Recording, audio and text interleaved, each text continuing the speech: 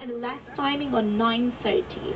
And this is on the first come first serve basis. I hope you can catch up for all the shows. So for the meantime, everyone, please check all your cameras and handphones. Kindly turn off the flashes all throughout the whole tram journey. Please seek for your cooperation. Thank you.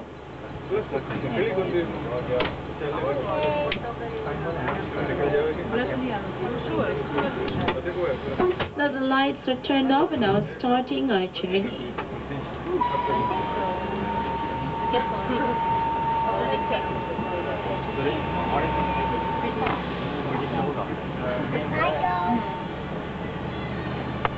Leaving civilization behind, we now enter the most famous and fascinating mountain range in the world, the Himalayas.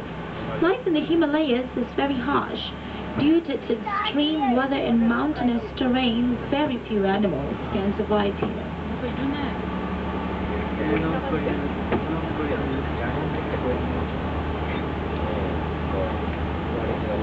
Coming up to your right, dwelling on the lower grounds of the Himalayas are the Baras, also known as Himalayan blue sheep, because of its distinct bluish tinge on the greyish coat, which is evident on matured males. This helps them to camouflage in the icy region. Coming up to your left are some sure-footed mountain goats, the Himalayan Tars. Very shy and difficult to approach, they quickly run off, easily navigating those steep slopes in an even terrain when sensing danger.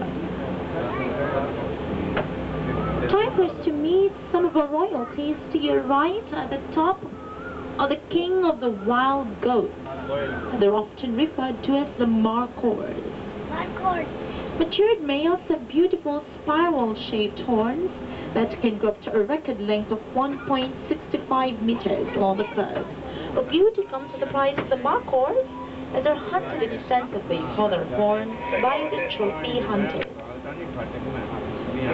Alongside the markhors are the mouflons, the smallest of all mountain sheep species, and also thought to be one of the ancestors of modern sheep breeds. Some flamboyant feathered friends greeting us just as we enter the marshlands, a flock of greater flamingos. They're the tallest of all flamingo species and can go up to a height of 5 feet or 1.52 meters. Do you know that flamingos are not born pink but grey? And they remain grey for the first 2 to 3 years of their life. A flamingo's pink coloration comes from its diet of algae and shrimp to find beta carotene. Goes to show you all what you eat.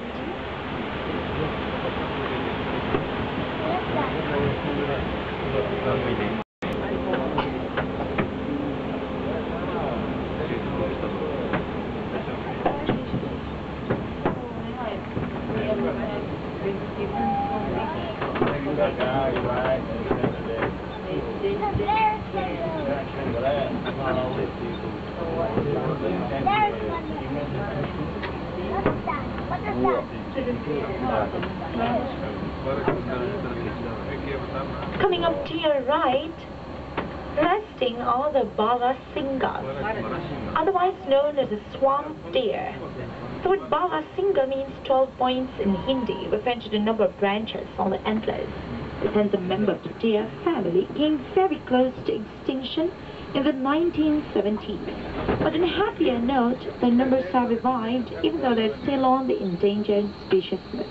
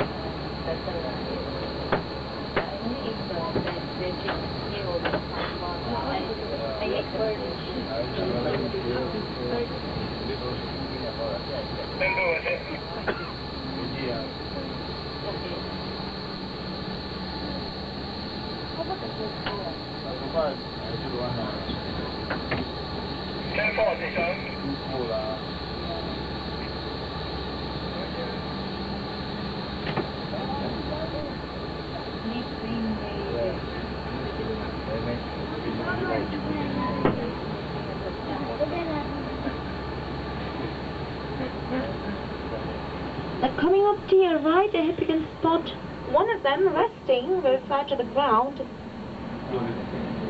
It's one of the striped hyenas, the only species of hyenas found in Asia.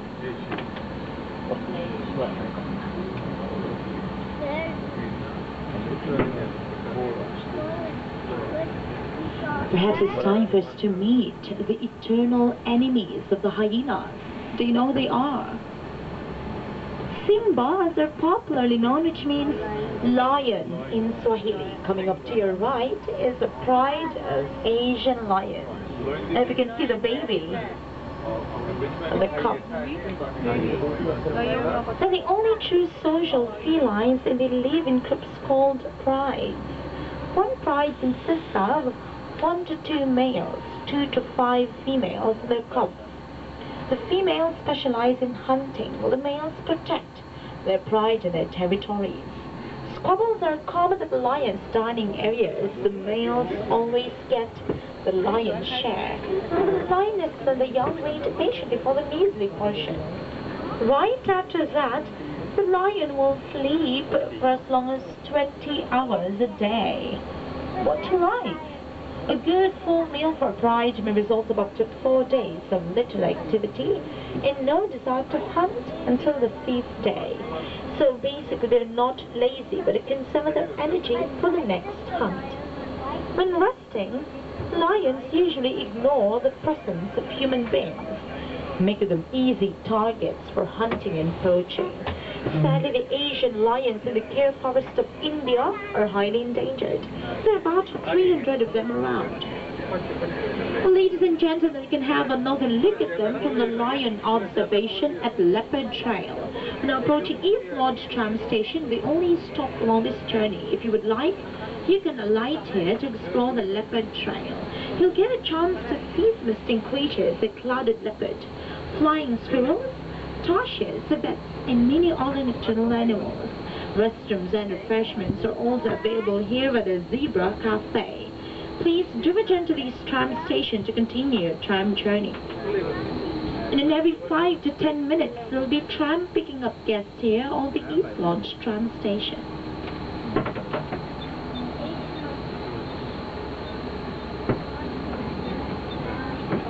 Now, for those of you who would like to alight and explore the walking trail, please remember to keep all your belongings with you and alight only to your left. Once the tram has come to a complete stop. Thank you. Anyone going for a walk? Or staying? Gentle reminders for everyone. The emergency buzzers are located at the ceiling of this tram. Please press the buzzer in case of any emergency. And please do not use any forms of flash photography or any kind of bright light. Thank you. We continue our journey as we pass the tranquil waters from the upper Seletar Reservoir and enter untamed Africa. To your left, dominating the skylines, the lanky beauties of the savannas. Not only are they the tallest animals in the world, they also happen to have extremely beautiful eyelashes on the African plain. Yes, those are the giraffes. So please be reminded in the second carriage, kindly turn off the flashes. Please strictly no flashes all throughout the whole tram journey. Thank you. The giraffes can easily attain an average height of 6 meters, and because of that, these voluntary watchtowers act as predator warning systems to many other animals. Please no flash. Just turn off the flash. Can take pictures, just no flash. The strikingly beautiful white antelope are the scimitar horned oryxes. When seen on the side, they appear to only have one horn. But some experts believe that they're the origin of the legendary unicorn, and together with them are the zebra. Each zebra has its own unique striped pattern, just like human fingerprints. The stripes serve as a kind of protection for the predators, and when zebras are together, the stripes must lead the predators to single out one zebra to tail.